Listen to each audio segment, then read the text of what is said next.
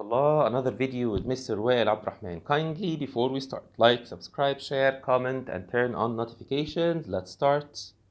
Okay, so please, before watching this video, لو سمحت كان في فيديو أنا منزله titled instructions. Okay, video titled instructions موجود في البلاylist. Please watch it before watching this video. Okay, thank you. So what do we have today? Today we have punctuation marks. من أكتر ال questions في group number of questions, a large number of questions في الامتحانات بتاعتكم بتبقى it's all about the punctuation marks. فبليز كده ركز معايا وإن شاء الله لو you have any question please leave a comment. طيب. First, how many punctuation marks do we have in English? Actually there are 14 punctuation marks. إيه هما؟ Okay, number 1, the period or the full stop. Number 2, the semicolon or semicolon. 3, the comma. 4, the dash. 5, question mark. 6, apostrophe. 7, quotation marks. 8, hyphen. 9, brackets. 10, ellipsis. 11, colon. 12, parentheses and the singular parenthesis. Okay. 13, exclamation mark, and the last one, the braces. Okay, so خليك عارف كده إن أنا عندي إيه في حاجة اسمها punctuation marks for sentence ending. يعني we put them at the end of the sentence. اللي هم the period or the full stop, the question mark, ومين كمان the exclamation mark. طيب. النهارده إن شاء الله today هنتكلم على first the period or the full stop. Okay. A بنستخدمها فين البيريد أو full stop؟ طبعا I think most of you okay عارفين الكلام ده. So it is used to separate two complete sentences. To separate two complete sentences. Okay, two complete sentences. So the primary function of a period is to signal the end of the sentence. حضرتك السنتنس انتهت. يعني إيه sentence؟ يعني فكرة. Idea, you have an idea, a complete thought, a complete idea. So you just put a full stop عشان to tell the reader and this is the end of your idea. Okay, either this is the end of your idea خلاص مش تقول حاجة تاني, or you have another idea so you're going to start another idea. فده signal, it's a signal end of sentence. حضرتك خلاص وصلت المحطة بتاعتك فأنت بتقول له end of idea. وصلت like a train ففي stop هنا حصل. Okay. Okay, let's see this example. Okay, all three participating in the first panel at today's hearing are Republican. Full stop. Their appearance in Washington brings political peril to the party. لاحظنا هنا ايه؟ Two complete ideas. Okay, طبعا الناس اللي ما حضروش معانا او ما سمعوش الفيديو بتاع clauses والkind of clauses والphrases وkinds of phrases, please it is very important to watch this video عشان تقدر تفهم الفيديو ده كويس قوي. Please watch the video اللي هو كان clauses والphrases. خلاص كده؟ تمام. طيب. So this is a complete idea. So all three men participating in the panel at today's hearing are Republicans. فأنا عندي هنا are, this is the verb. All three men, so men is the subject. فاكرين participating كنا حاجة أخدناها اسمها إيه؟ participle phrase. participle. We use the verb as a modifier. Please برضو راجع watch the video اللي هو phrases. Okay. طيب. The second sentence, their appearance in Washington brings political peril to danger, like to the party. So peril like danger. So فين الverb brings. Where's the subject? Appearance. طب in طبعا prepositional phrase. If كنت شفت الفيديو هتعرف يعني ايه prepositional phrase. Group of words that start with a preposition. Okay. طيب. خلاص خلصنا number 1. طيب تاني استخدام the second usage in abbreviations. يعني انت قلت هنا ايه Dr. Adam. So a period. Mr. full stop. Mr. Wael. So all these are abbreviations. 4 abbreviations. Okay, that's it. So simple. Okay. The second one, the quotation marks. Simply طبعا يعني ببساطة شديدة جدا to end a question. طب how do we form a question؟ بنعمل ازاي question في الانجليش؟ Okay. Normally we have a WH question. Sometimes we don't, but you must. Sometimes you have the WH question. Sometimes you don't have the WH question, like how, what, why, and then you have a helping verb. you must have a helping verb. Okay, and then you have the subject, and then you have the main verb. So how do you like your lunch? So here we have the question mark. طيب note، بص كده النقطة دي. Whether is not a question word. في ناس كتير بتفتكر إن whether is a question word. Whether is not a question word, although it looks like one. يعني let's read this example. Okay, whether you drive fast or slow, please drive carefully. So we don't need a question mark here. So this is not a question. Don't put a question at the end of the whether sentence. لو سمحت ما تحطش question mark مع الجملة اللي فيها whether. Okay. في questions كتير موجودة في ال SAT خصوصا كانت ask you يجيب لك whether يحط لك question mark ويحط لك full stop. Just use the full stop. Okay. Number 3. احنا النهارده اخدنا full stop. Okay. Question mark والكوما. نركز مع بعض في الكوما بقى please. طيب. Okay. Number 1. أول استخدام للكوما. Okay. So use a comma. Okay. Plus fanboy to join two complete ideas. حضرتك عندك two complete ideas. Two complete thoughts. طيب هنعمل ايه فيهم؟ فاكرين كنا قلنا الرول وهنيجي طبعا للموضوع ده بالتفصيل. You just put a full stop. You can either put a full stop or a period to separate them. Okay, وقلناها ده في rule number 1 اللي احنا اخدناه. Number 2 you just put a comma and then you put the fan boys. دول يا مستر fan boys اللي هي for and nor but or yet and so. تاني for and nor but or yet and so. يبقى انت عندك two complete ideas انت عايز to join them together, to combine them together. نعمل ايه؟ نحط comma plus one of the fanboys. Let's have an example. Joe went to the library, comma, and he borrowed a book. So where are the two complete ideas? The first one, Joe went to the library. Joe is the subject, went is the verb. But the second idea, he borrowed a book. He, that's a pronoun, and borrowed, this is the verb. So two complete ideas. فممكن نفصلهم ازاي؟ نعمل ايه بينهم؟ ممكن just simply just put a full stop خليه capital letter. Okay? Or comma and he borrowed a book. According to the meaning يعني لو opposite ideas you will just use but. Okay, طبعا في yet في so. That's it. So this is the first use of the comma. Two complete ideas are joined with a نقول تاني comma fanboys. Comma fanboys. Okay, the second one. Use a comma to separate items in a list. يعني ايه items in the list? Let's read the example. She went shopping and bought a dress, a bag, comma, and a shirt. Like when you have X, comma, Y, comma, and Z. Okay, just remember this form. Okay, طبعا item يعني more than 3 يعني 3 أو more. ال2 ما يعتبرش item. Okay, على طول. I bought a dress and a bag. More than 3 أو more than 3 commas بقى. Last one, put and before it. Okay.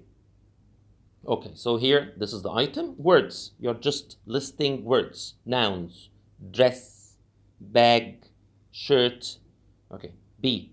Jane promised that she would be a good girl, that she would not bite her sister, comma, and that she wouldn't climb onto the television. طب لاحظين ايه هنا؟ في الاختلاف في ايه؟ You are joining clauses. يعني ايه clause? Group of words with subject and verb. حاول بقى ايه؟ ركز في الترمينولوجي ده. Okay, تاني يبقى أول حاجة عملتها إيه؟ promised إيه؟ number 1 that she would be a good girl, that she would not bite her sister, and that شايفين the last one حطينا comma and that she would not climb onto the television. So these are clauses. Okay, طيب طبعا she would not طبعا الverb هنا subject, she would be helping verb, main verb, she subject, helping verb, and bite the main verb. Okay, and that she would not climb. So again, helping verb would, she is the subject, would is the helping verb, and climb is the main verb. That's it. So you're joining words, nouns, or adjectives, or whatever words. Okay, that's the first list, الأسهل واحد, and then you can list like adverbs. You can list clauses, or even you can list شوف هنا the phrases بقى.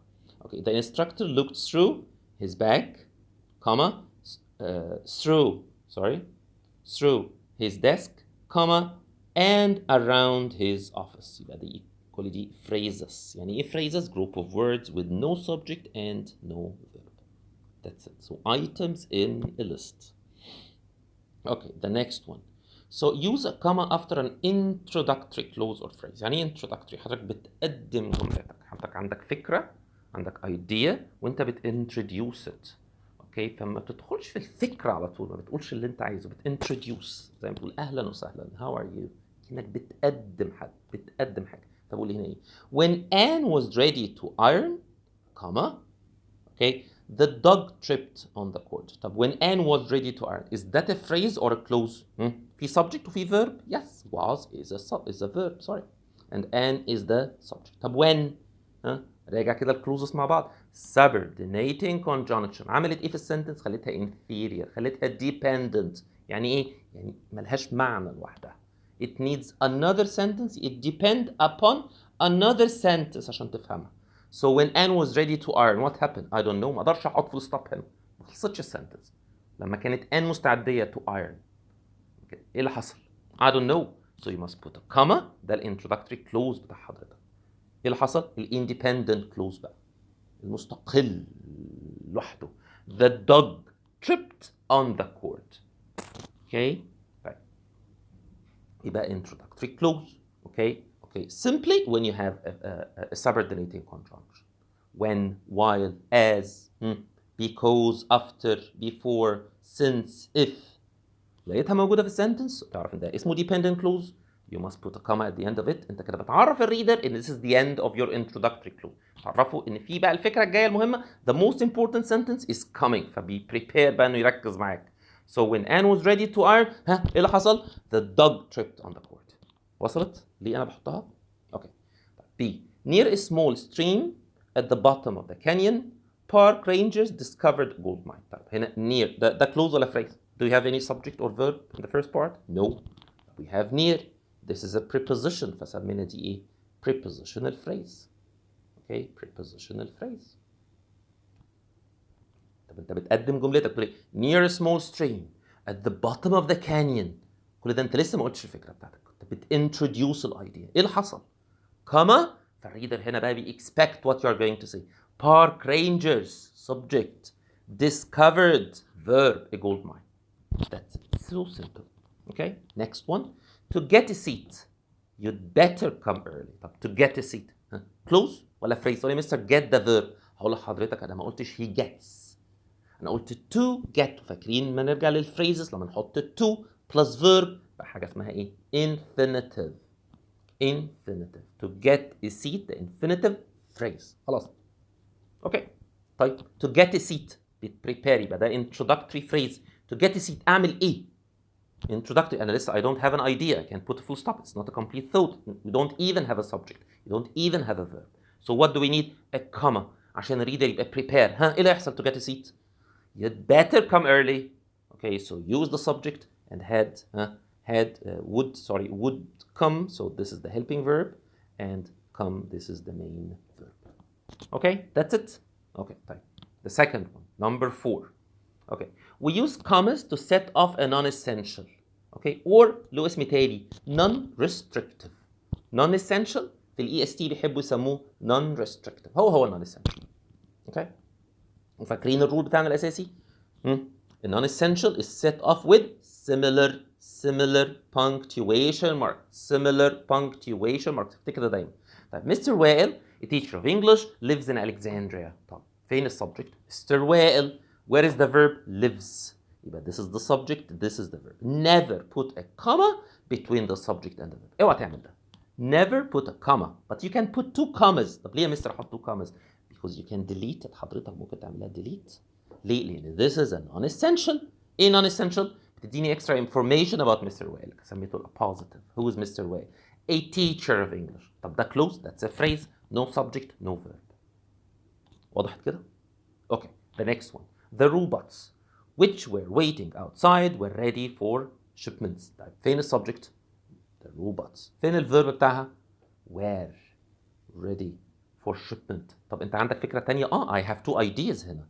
The robots were ready for shipments و the robots were waiting outside. يبقى فكرتين. The robots were ready for shipment و the robots were waiting for outside. طب انا ينفع احطهم ورا بعض؟ هنعمل run on sentence. Never put 2 complete ideas ورا بعض كده من غير commas او with commas يعني ب 1 comma او without with nothing. احنا قلنا يا فول ستوب يا سيمي كولن يا كاما فان بويز. طب ايه الحل يا مستر؟ خلي واحده منهم inferior، خلي واحده منهم dependent، مش مفهومه لوحدها. طب ايه الحل؟ هنحط حاجه اسمها relative pronoun اللي هو which، اللي هو equal اصلا robots. فدايما بحطها فين الwhich؟ after the word it modifies. after the word it modifies or after the word مالها؟ it replaces. دايما هعملها كده. ده روبوت switch، ما تحطش في اي حته. طب يبقى this is a clause ولا phrase؟ this is a clause. فين السبجكت؟ which. احنا قلنا which دي اللي هي robots. طب where؟ this is the verb. طب with two commas ده non-essential. we can simply delete it. Okay. طب desperately seeking shelter, comma he ran into the building. طب desperately seeking shelter ده clause ولا phrase؟ no subject no verb. هتقول لي يا مستر seeking، هقول لك في ing يا فندم. سميناه ايه الاي ing؟ هنا مفيش جاي قبله helping verb. ما قلتش is seeking، ما قلتش are seeking، ما قلتش have been seeking. seeking كده بالاي ing. يبقى ده ايه؟ modifier. مين اللي seeking shelter؟ who is seeking shelter؟ he. So we need a comma. So this is an introductory phrase اللي سميته participle phrase. مش عايز تحفظ terminology خلاص مفيش مشاكل. But you should know this is introductory phrase. They modify the first word after the comma. بيجاوب على السؤال اللي هو who or what plus the modifier. يعني ايه who is seeking؟ مين؟ he. ابدأ بيه بعد الكوما.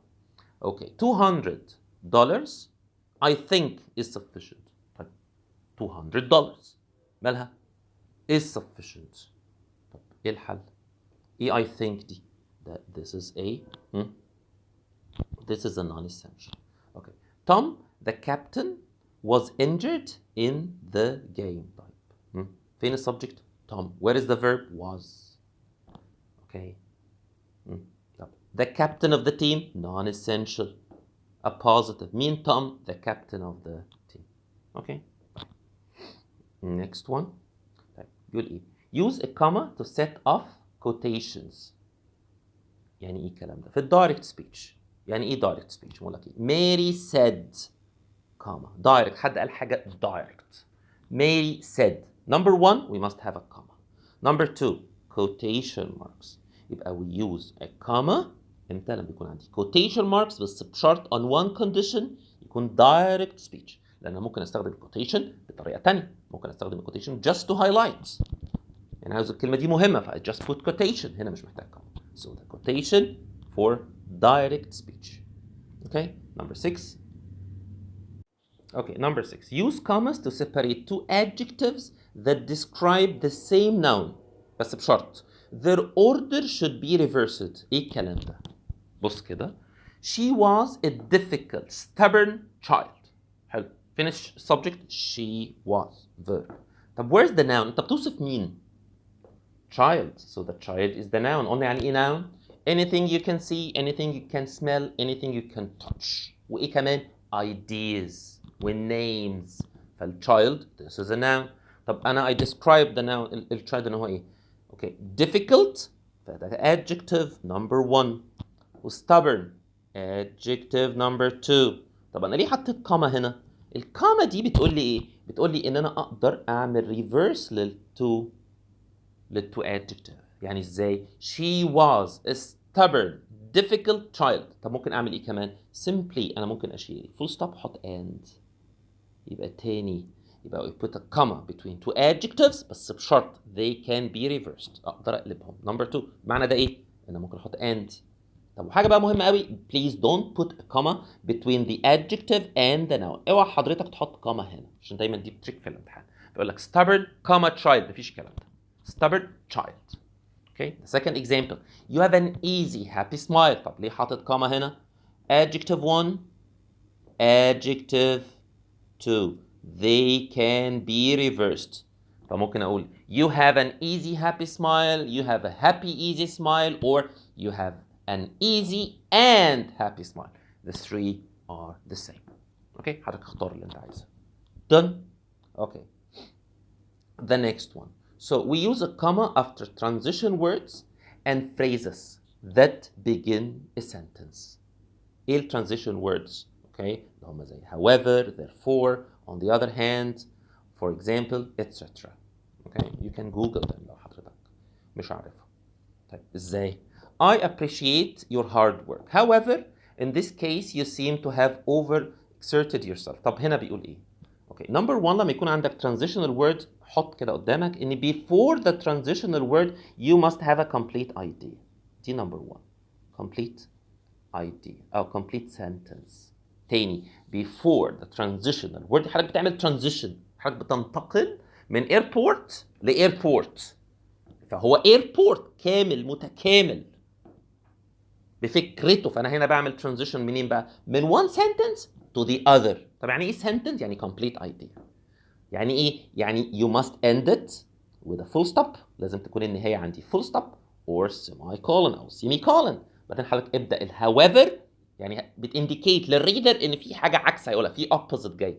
I appreciate your hard work. شكرا يا فندم على شكرك على شكرك. However هسمع كلام مش عاجبني. ولكن it seems that you have overexerted yourself. فهنا we use the transitional word and then we put a comma. Okay.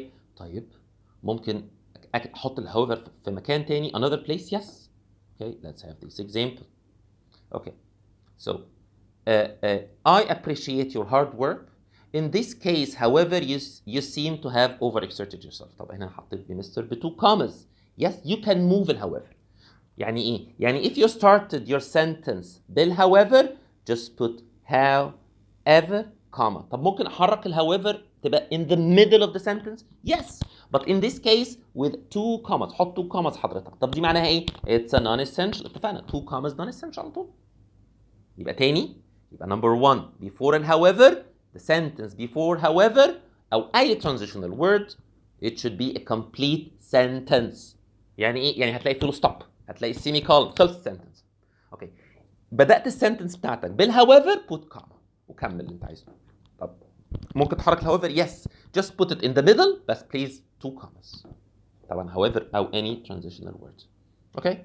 Number 8. Okay. Use a comma after a dependent clause when it comes before the independent clause. ايه الكلام الكبير ده؟ Please watch the video اللي هو اسمه clauses. Dependent clause. يعني ايه dependent clause؟ الكلوز اللي هتلاقيه بيبتدي بايه؟ معلمينه على فكرة في signal له. هتلاقي فيه subordinating conjunction زي while, because, as, when, before, after, as, if, unless. طب مين كمان؟